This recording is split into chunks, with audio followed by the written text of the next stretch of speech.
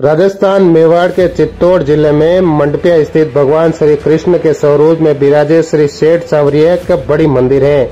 यहाँ पर आपने भी कई बार दर्शन किए होंगे, लेकिन क्या सेठ सांवरिया मंदिर के बाहर आकर अमल बेचते हुए दिखाई दिए या फिर इस काली स्कॉर्पियो में बैठकर आते हुए दिखाई दिए।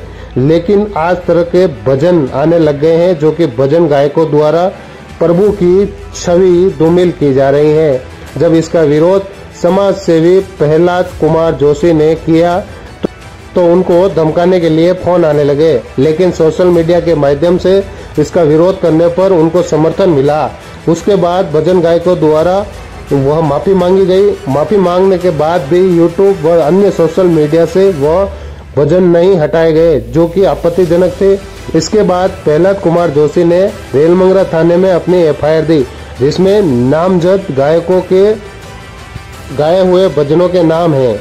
वहीं एफआईआर में नामजद मुकदमा दर्ज करवाया है, जिसमें मुख्य कलाकार है पूरणमल गुजर, प्रेम शंकर जाट, त्रिशा जांगीर, नरेश प्रजापत, हमीद मीर, राजू बनखेड़ा, खुशबू माली, नरेंद्र मुंडवाडिया, तिलके सुतार, प्रवीण गहलोत, नारायण मठुनिया, रेखा सुतार, ललिता पवार, अनिता जांगीर, आकृति मिश्रा, सुरेश पंडित, गोकुल शर्मा आदि हैं। इन कलाकारों ने बहुत से ऐसे भजन गा रखे हैं जिसमें आराध्य देव सांवरिया सेठ श्री कृष्ण जी को मादक पदार्थ अफीम संबंध में व्यापार करने वाला व्यापारी, उन्हें उकसा देने वाला, रिश्वत लेने वाला, दलाली करने वाला, आवारा मजनू टाइप उन्हें गुंडे बदमाशों की प्रवृत्ति का बताया गया है। इस भजन गायकों के प्रभु आस्था रखने वाले लोगों की धार्मिक भावना ध्यान नहीं रखा है। इन भजन गायकों ने हमारे आराध्य देव के स्वरूप जो चित्रण किया है, ऐसा स्वरूप हमारे वेदों, पुराणों या अन्य किसी हिंदू ग्रंथ आदि में प्रकार नहीं माना गया है। इस तरह की एफआईआर उन्होंने रेलमंगरा थाने में दी है। अब एफआईआर के बाद रेलमंगरा पुलिस मामले की जांच कर रही है।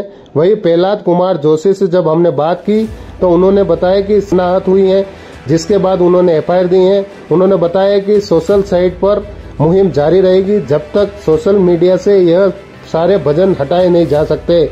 इस तरह की कोई गलती करेगा तो उनको आगे भी कानूनी कार्रवाई के लिए तैयार रहना चाहिए। आइए सुनते हैं प्रहलाद कुमार जोशी ने क्या कहा।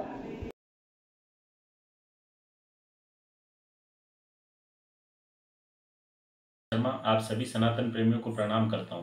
आज के इस सस्ती लोकप्रियता के दौर में भजन गायक, डांसर अपने फुलर भजनों के माध्यम से हमारे आराध्य देवों को कभी अमल का व्यापारी बताते हैं, तो कभी हनुमान जी बनाकर उन्हें नचाकर उनसे पैसा संग्रह करते हैं, तो कभी श्री कृष्ण जी के लिए लव यू बोलने की बात अपने भजनों में करते हैं।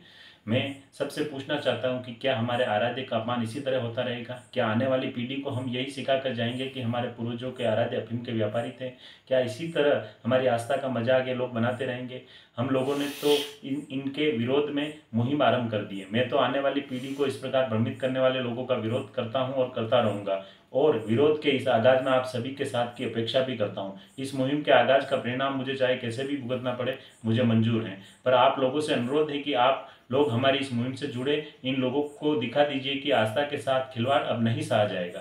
यदि आपको लगता है कि हमने सही किया तो आप लोग एकजुट होकर इनको आईना दिखाइए। उसके लिए चाहे इनका बहिष्कार करना पड़े, चाहे कानूनी उपाय करने पड़े, जरूर कीजिए। जहाँ भी ये लोग इस तरह के भजन गाते दिखे तो इनको मन से नीचे उतारें और कहें, भाई तुझे अभी भजन सीखने की जरूरत है, तेरा अभी गाने का समय नहीं आया, क्योंकि इस बार हम चुके तो फिर ये लोग कभी नहीं मांगेंगे।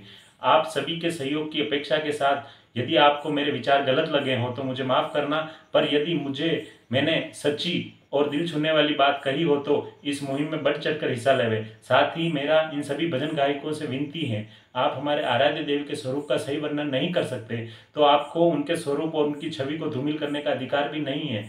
हो सकता है आप बहुत बड़े कलाकार होंगे, हो सकता है आप बहुत बड़े सिंगर होंगे, हो सकता है आपकी लाखों में फॉलोइंग होगी, माना कि आप बड़े टैलेंटेड कलाकार हो सकते हैं, मगर एक बात जरूर याद रखें, आपका टैलेंट हमारी आस्था से ऊपर नहीं है। इन भजन गायकों ने हमारे आराध्य के स्वरूप का जो चित्रण किया है, ऐसा स्वरूप हमारे वेदों में, पुराणों में या किसी अन्य हिंदू ग्रंथ में इस प्रकार का नहीं माना गया है। नहीं आराध्य देव के ऐसे किसी स्वरूप का कहीं वर्णन किया गया है। आप जरूर सोचें, विषय बहुत गंभीर है। बचपन से मैं तो यही सुनते सुनते बड़ा हुआ कि कानो बैठो रे मंडपिया में बनकर सेठ सांवरियो, और आज के ये नौसिखिए कलाकार बता रहे हैं कि गढ़ मंडपिया में बैठो सांवरो अमला को व्यापारी है।